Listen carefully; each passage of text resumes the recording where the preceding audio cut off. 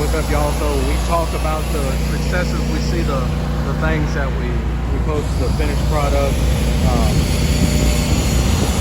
when it's painted, when it's finished out, and customer satisfied. But I wanted to tell you, sometimes we run into some issues where we get inspection and we have to do some re-weld. So this is one of those situations.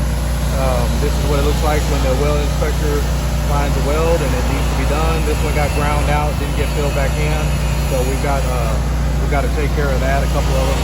There's a couple more. Just this whole joint was pretty bad. So we had a lot of fill in. That's a disclaimer that we had a lot of fill. There's a big gap because of the radius of the joint, but nonetheless has to be quality, has to be inspected, has to be pure weld. So certified. That's what we do.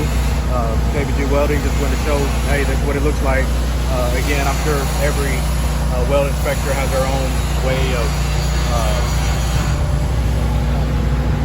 documenting or showing what needs to be done. But that's what I want to do. So, weld inspection fail. KBG Welding, let's get it right.